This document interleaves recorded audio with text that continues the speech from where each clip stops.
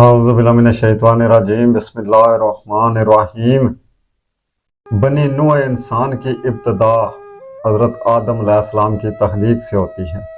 جب اللہ کریم نے حضرت آدم علیہ السلام کی تخلیق کا ارادہ فرمایا اور اللہ تعالیٰ نے فرشتوں سے فرمایا کہ میں زمین پر اپنا نائب بنانے والا ہوں، یعنی ایسی مخلوق بنانے کا اللہ تعالیٰ نے ارادہ فرمایا جو سوچنے اور سمجھنے کے قابل ہو، ظلم بھی کر سکتی ہو اور اس میں رحم کرنے کا بھی مادہ ہو، نفرت بھی کرنے والی ہو اور محبت بھی کر سکتی ہو، اللہ تعالیٰ کی عبادت کرنے والی بھی ہو اور نافرمانی بھی کر سکتی ہو، یعنی اس میں ہر کام کرنے کی اہلیت موجود ہو، غرض کہ اس مخلوق میں ہر طرح کی خصوصیات موجود ہوں۔ جب اللہ تعالیٰ نے اپنا ارادہ ظاہر فرمایا تو فرشتوں نے حیران ہو کر عرض کیا۔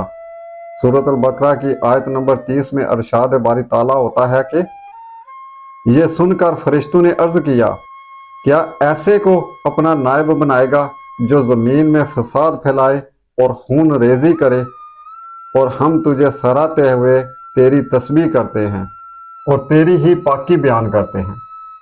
اللہ کریم نے فرشتوں کی یہ بات سن کر ارشاد فرمایا کہ جو میں جانتا ہوں وہ تم ہرگز نہیں جانتے۔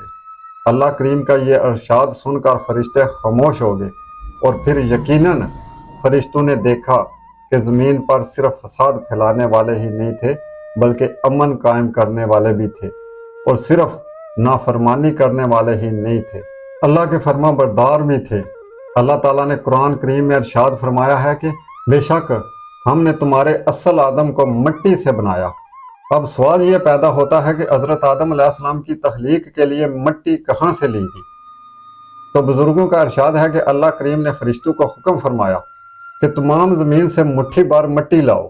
اس مٹی میں ہر قسم کے ذرائع شامل کیے گئے، سرخ، سفید، سیاہ، یوں مٹی تیار کی گئی۔ اس طرح کچھ مٹی نرم زمین سے لی گئی اور کچھ سخت زمین سے۔ جتنے رنگ والی مٹی آپ علیہ السلام کے جسم میں لگائی گئی، آپ کی اولاد میں اتنے رنگوں والے لوگ موجود ہیں۔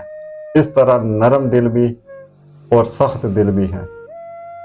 حضرت آدم علیہ السلام کو جب تخلیق کرنے کا ارادہ فرمایا تو زمین کو یہ بتایا کہ میں تجھ سے اپنی ایک مخلوق پیدا فرمانے والا ہوں جو میرے تابع فرمان ہوگی، انہیں جنت میں اور نافرمانوں کو دوزخ میں داخل کروں گا۔ یہ سن کر زمین نے عرض کیا، اے اللہ کریم، مجھ سے پیدا ہونے والی مخلوق کو دوزخ میں جانا پڑے گا؟ مولا کریم نے ارشاد فرمایا، کیوں نہیں؟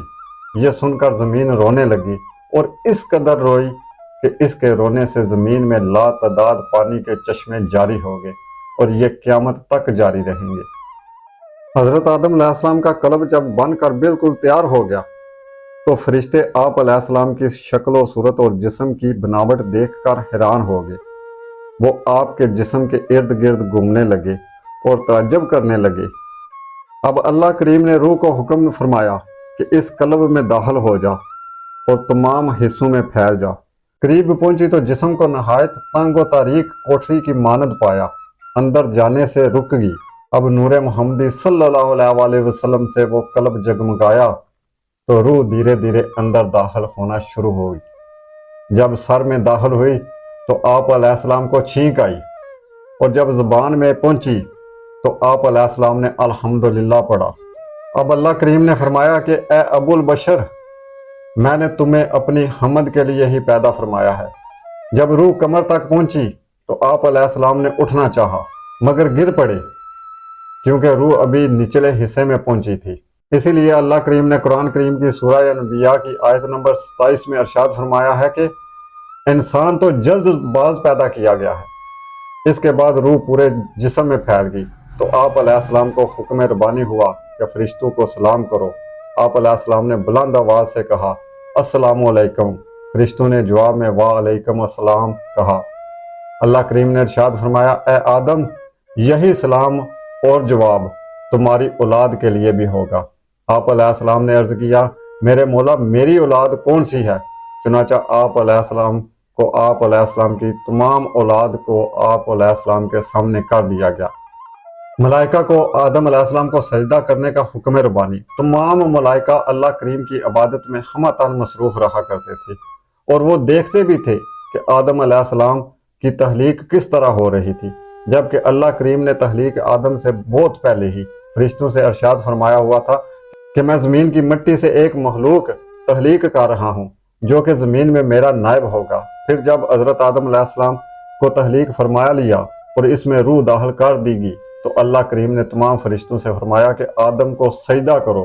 قرآن کریم کی سورۃ البقرہ کی آیت نمبر 34 میں ارشاد ربانی ہے کہ اور جب ہم نے فرشتوں سے فرمایا کہ آدم کو سجدہ کرو تو سب نے سجدہ کیا سوائے ابلیس کے، اور اس نے تکبر کیا اور وہ کافروں سے ہو گیا۔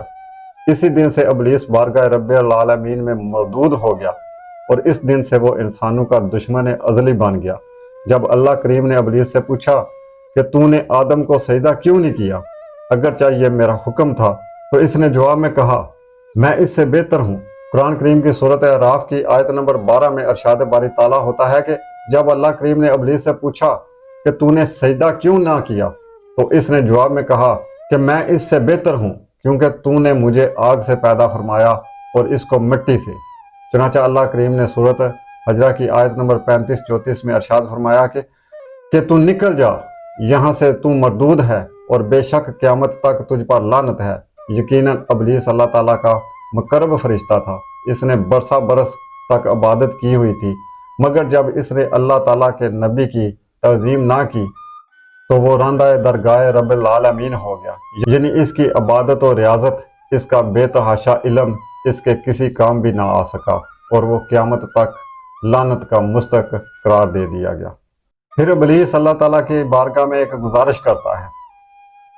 اللہ کریم کی نافرمانی کے سبب ابلیس کو ملعون قرار دے دیا تو اس نے اللہ کریم کی بارگاہ میں عرض کیا کہ مجھے مہلت عطا فرمائی جائے۔ قرآن کریم کی سورۃ اعراف کی آیت نمبر 14 اللہ کریم کا ارشاد ہے کہ ابلیس بولا مجھے مہلت دے اس دن تک جب لوگ اٹھائے جائیں گے۔ فرمایا تجھے مہلت ہے؟ وہ بولا تو قسم ہے اس کی کہ تو نے مجھے گمراہ کیا، میں ضرور تیرے سیدھے راستے پر ان کی ناک میں بیٹھوں گا، پھر ضرور میں ان کے پاس آؤں گا، ان کے آگے، ان کے پیچھے اور ان کے داہنے اور ان کے بائیں سے، اور تو ان میں سے اکثر کو شکر گزار نہیں پائے گا۔ یہیں سے نیک لوگوں اور بد لوگوں کا امتحان شروع ہوتا ہے۔ اسی لیے جو بندہ برا کام کرتا ہے کہتے ہیں کہ یہ تو شیطان کا پیروکار ہے، اور جو نیک بندے ہیں وہ اللہ کے بندے ہیں۔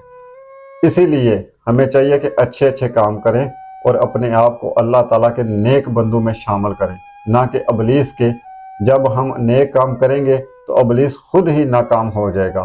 اسی طرح ہمیں نافرمانی سے بچنا چاہیے کیونکہ شیطان مقرب فرشتہ تھا، مگر نافرمانی کی وجہ سے وہ قرب الہی سے ہمیشہ ہمیشہ کے لیے مرحوم ہو گیا۔ اسی طرح جو بھی اپنے بڑوں کا نافرمان ہوتا ہے وہ اپنے بڑوں کی دعاؤں اور مفید مشوروں سے مرحوم ہو جاتا ہے۔ اپنا بہت بہت خیال رکھیے گا اور ہمیں بھی دعاؤں میں یاد رکھیے گا۔ فی امان اللہ۔